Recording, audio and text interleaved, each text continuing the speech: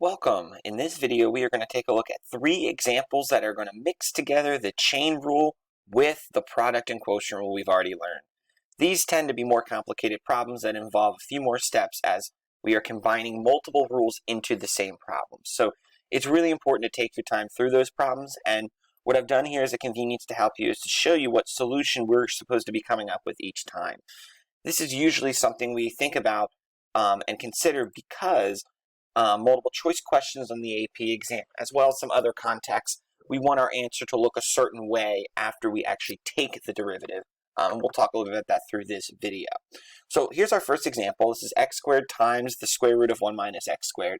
And let's just go ahead and remember, let me make this pen just a little less thick here so we can read better. Keep in mind that this is the same thing as 1 minus x squared raised to the 1/2. So what we have in front of us right now is we have a product rule. And so that's what we're going to go ahead and we're actually going to complete. So I have my left term, my right term, so let's go ahead and do this. So we have left, and then here's where we're going to change things. When we get to d right, the derivative of the right here, this is going to utilize the chain rule.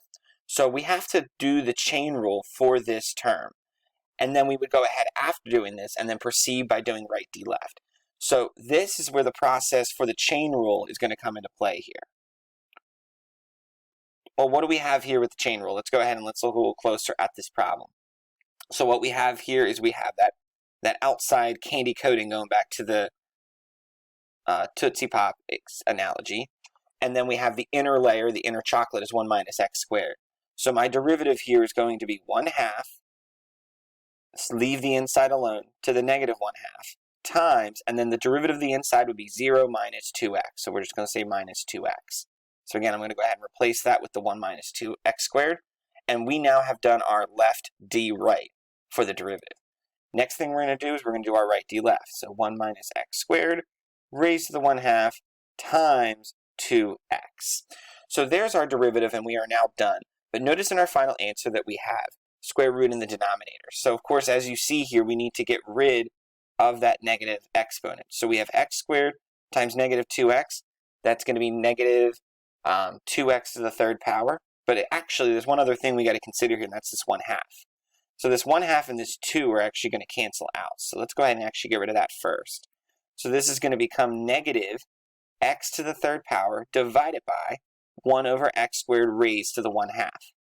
And then we go over here and we have 2x times 1 minus x squared raised to the 1/2. So what we need to do here is to have a common denominator so that we can add these two terms together as our final answer is showing. So what we're going to do here is we're going to go ahead, let's change colors, and we're going to create that common denominator as 1 minus x squared raised to the 1/2. But if whatever I do to the bottom, I must also do to the top. So we're going to go ahead and do that as well. So by doing that, here's what we're going to be coming up with, okay?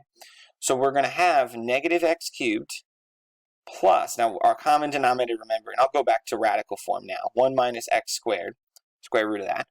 This term right here, the 2x to the 1/2, or something to the 1/2, I should say, will just become 1. So this would become 2x parentheses 1 minus x squared. Now what I can do with this is I can go ahead and distribute this. So this is going to become plus 2x minus 2x cubed. So plus 2x minus 2x cubed. And now that we have that, we are going to be able to do some more simplifying because the x cubes at the top will simplify to minus 3x cubed plus 2x, and that's going to be all divided by 1 minus the square root of 1 minus x squared, and that does match our first answer when we are finished. There's our derivative. So we've seen an example of the product rule and the chain rule mixed together. Now let's look at letter B, which this is going to be a quotient rule problem, mixing this in. So again, reminder that this denominator term is actually going to be x squared plus 4 raised to the 1/3. So we're going to go ahead and do our low d high. So low is this term. D high is 1 minus high, and then our d low is going to be our chain rule. So once again, remember that our candy coating here is going to be something to the 1/3. That's going to be the derivative we take first. So it's going to be 1/3 something to the negative 2/3. So this is going to be x squared plus 4 times, don't ever forget this part, we got to take the derivative of the inside, which in this case is 2x.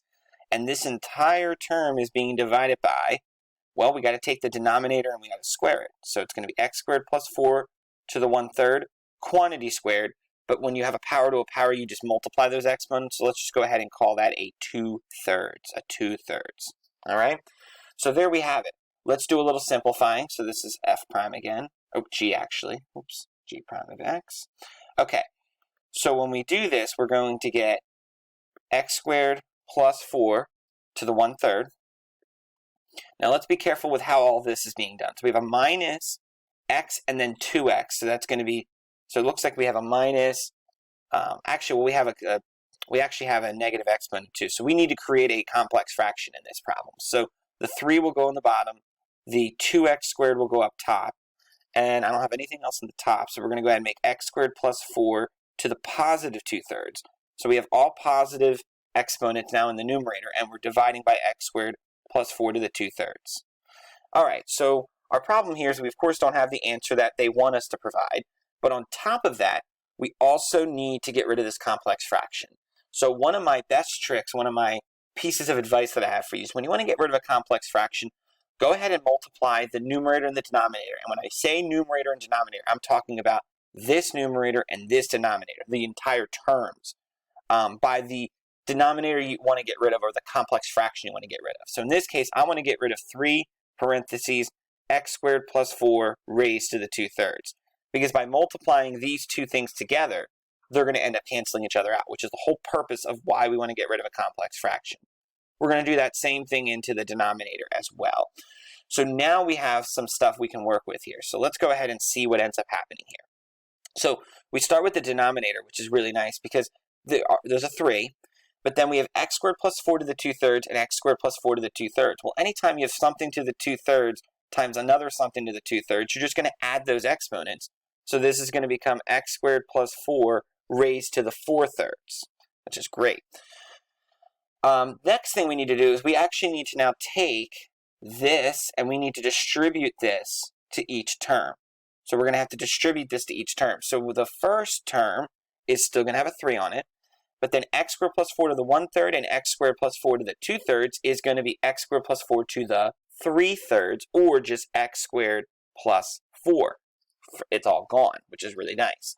And then the next term is my favorite term because the whole reason we're doing this in the first place is to eliminate that denominator, that complex denominator. So they're just going to cancel out and we're left with minus 2x. So there is our problem. The final simplifications we're going to need to do here is we're going to need to take this and distribute. This is 3x squared plus 12. And don't forget we have the minus 2x. So those two x squared terms are going to be 3 minus 2, or just 1x squared. Our numerator is going to be plus 12. And then in our denominator, we still have 3 parentheses x squared plus 4 raised to the 4/3. And I believe, if I'm not correct, that is the answer we should have gotten according to the solution that was given to us in the beginning. So there's example number 2. So our first example looks at an example of the product rule and the chain rule mixed together. And the second example is a quotient rule and the chain rule mixed together. And the final example in this video, we are going to look at a problem that has things a little bit nested differently, even though it's going to be another quotient rule problem. And that's example C here. What makes this problem different is that in these other problems, we had a quotient with a chain rule as either the numerator or the denominator. But in this third problem, we have a quotient inside, and there's that key word, a quotient that is inside of something else. So this is going to be written as such. So in this situation, we're going to actually use the chain rule first. And so we're going to go ahead and we're going to do that. So the chain rule tells me you take the derivative of that candy coating, and the chocolate in this case is the quotient. So the derivative of something to the second power is 2 times that something.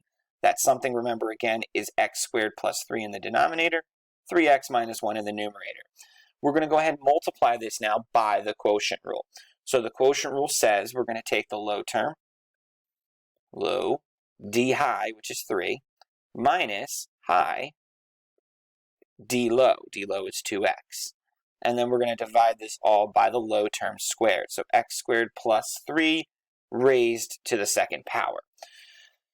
So what's going on at this point in the problem? Well, we're going to probably want to simplify the numerator of the quotient rule portion of the problem. So let's do that first. The other thing I'm going to do is I'm going to go ahead and move this 2 up here into the numerator, because we're going to eventually be merging these together. I'm not ready for that just yet, but we're going to in a few minutes. So we're going to just do that. And then so this is going to become 3x squared plus 9. Now this minus sign always tricks students, right? So really, I would almost just go ahead and save yourself the time, make plus, minus, because then you won't end up making that mistake. So I like doing that, just to help myself avoid making that silly mistake that a lot of people tend to make, including myself. So this is going to be plus 2x. Okay, things are looking good so far. We still need to do some combining like terms on that right term, and then we'll start the combining process. I'm just continuing to rewrite this first term. I'm not really worried about it just yet. I really want to get this left numerator simplified. 3 minus 6 is minus 3x squared plus 2x plus 9, and then we have that, I lost that squared there. X squared plus 3 quantity squared. Okay, now I think we might be ready to combine. If you actually look at our final answer that we're supposed to provide, we already have this term done. And this term is really close to being done because all I have to do is distribute this 2 into this term. So that's really nice. So that's going to give me 6x minus 2. And then this is going to become negative 3x squared plus 2x plus 9. And then our denominators now, when we combine these, we have 2 terms, something to the first power, something to the second power. It's the same base, so it's going to be x squared plus 3 raised to the third power. And I believe what we've now come up with is our final answer, which does match. So in the last seconds of this video, I want to just quickly recap the idea of what we're going here. So in problems that you're going to do on your own, you're not going to usually be given the solution for various reasons. However, the goal of this video was to show you that sometimes you need to guide yourself towards a solution through some simplification processes. And a lot of these skills that I used within these problems are skills you're going to want to use in future problems. For example, down here, being able to get a common denominator in the first example. In number 2, the strategy of being able to get rid of a complex fraction. This is going to be used often when you're simplifying problems, especially when using the quotient rule. And then in this third example, the last thing I'm going to leave you with is there actually could have done this a different way. If you didn't want to do this as a chain rule, a quotient rule inside of a chain rule, some students may have looked at this and saw this instead as the property 3x minus 1 quantity squared over x squared plus 3 quantity squared. Now, if you see it this way, the way that you would go ahead and complete the problem is that you would now do the quotient rule, because now it is a quotient rule with chain rule in both the numerator and the denominator. And you can proceed by doing low d high minus high d low over low squared. That way you're only getting one quotient as opposed to here where we had 2 separate things. Personally, I think the way that I showed you is easier, but I wanted to also point out that you could have done it this way using this modified term and this property to help you solve the problem. But in all, as we wrap up, reminder that it's important to take your time with these problems. It's also important to walk through the steps, especially when you did the chain rule. Slow yourself down and make sure that you're taking care of taking the derivative of the outside and leaving the inside alone. And then what a lot of students forget is they'll always forget to take the derivative of that candy chocolate inside, whatever we talked about with the Tootsie Pop. So that's really important to kind of remember as well.